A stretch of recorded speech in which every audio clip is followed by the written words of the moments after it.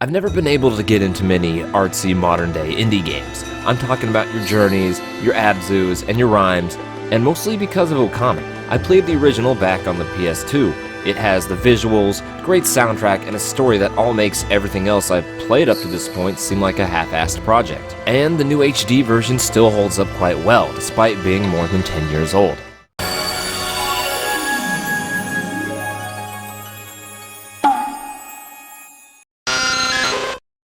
Okami has you take control of Amaterasu, a sun god in wolf's clothing. 100 years ago, Ami died fighting an ancient evil with the help of an equally ancient hero. But some dipshit pulled out a sacred sword and undid Orochi's seal, and Ami gets revived to do something about it. While that's the initial setup, it takes a backseat for the first half of the arc. And notice how I said arc. This is a long fucking game. Just when you think it's over, after 15 hours of gameplay and you finally slay Orochi, Okami's all like, "But I'm not done yet!" That's like defeating Ganon and only being a third of the way through the main story. Okami is heavily rooted in Shinto mythology. However, its comedic tone makes the title more palatable to the average Western schlub like me. The beginning is honestly paced pretty slowly, but I would argue that works in Okami's favor.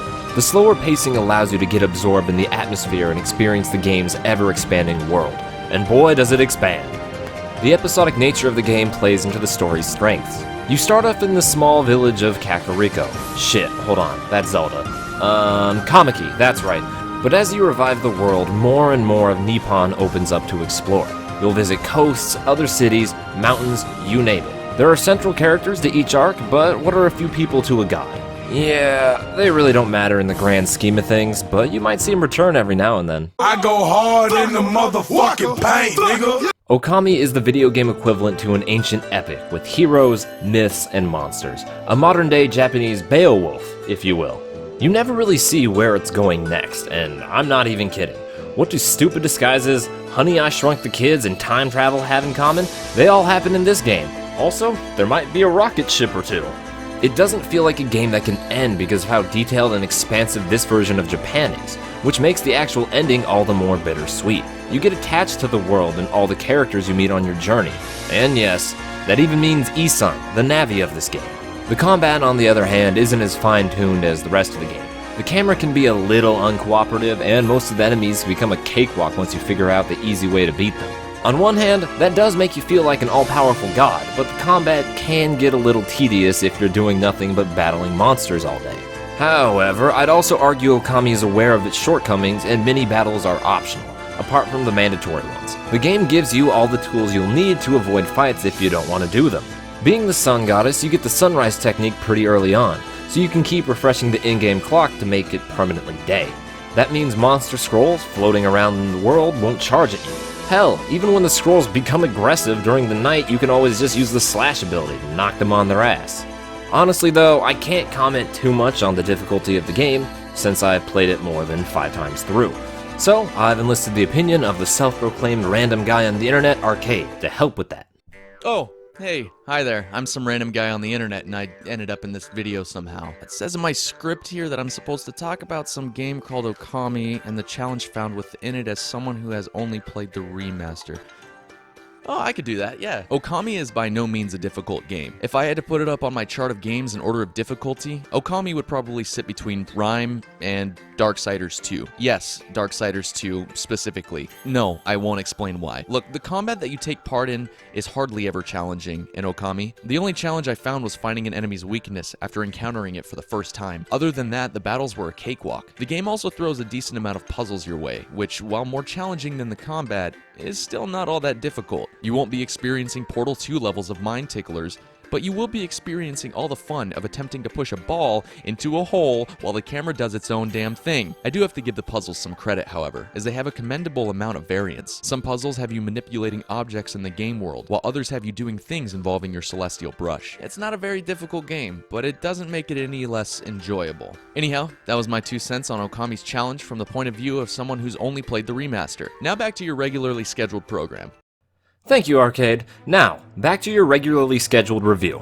The celestial brush techniques are definitely the main draw to the gameplay, and you unlock more as you progress by doing side quests or the main story. You have to remember the pattern to draw when you activate your power, but the good news is they're pretty simple. This gameplay mechanic is what elevates Okami from being a good game to a great game. On top of being innovative, it's a genius way to keep you out of those pesky menu systems. It may briefly pause your game, but it's an organic way to use the different abilities that don't require you to continuously return to the game's menu and select an item just to use once for a small puzzle. Okami also takes a different approach on how you upgrade your character. The only reward you receive by fighting is yen, as the game opts for a system where side quests and good deeds give you XP to upgrade your health and whatnot. None of them feel too samey or overstay their welcome, and it's a great way to expand on all those side characters that you bump into. A lot of people love the Zelda games because of their dungeons, and honestly, the dungeons in Okami aren't the best, mostly because they aren't exactly very large or deep. You can breeze through most of them under an hour if you know what you're doing. The small benefit from that is at least they're never dragged out, and there's also a nice variety as well. You have your standard sunken ships and ruins, but have you ever helped cook the dungeon boss a meal before you fucked up his shit? I don't think so. While the dungeons kinda suck, the real joy still lies with exploring Okami's massive world, helping out everyone you come across, restoring the world's beauty, and digging up 10-year-old corpses. But this is an HD re-release, so what else does this version provide that the PS2 one doesn't? Sadly, not much besides nicer looking graphics. Being able to fast scroll through all of the text would have been nice, but it's still basically the same game. I think the only addition is being able to set the filter that you want. By the way, it's best if you tap into your inner Instagram celeb or Alex Jones and set that shit to heavy. Actually, scratch that. They also removed being able to get demon fangs from the loading screens by timing your button presses, so that's also a thing, I guess. I always describe Okami as the best Zelda game, at least for my tastes. Not only are you doing more than just rescuing a princess, the unique style and gameplay mechanics make this a one-of-a-kind experience that more people need to play. The feudal Japan setting with the watercolor art style and catchy Japanese folk music makes exploring every corner a genuine pleasure. Okami gets an A-. I hope you guys enjoyed the review. And a big thanks to Aarcadee for helping out with this video. Be sure to check out his review on Okami as well.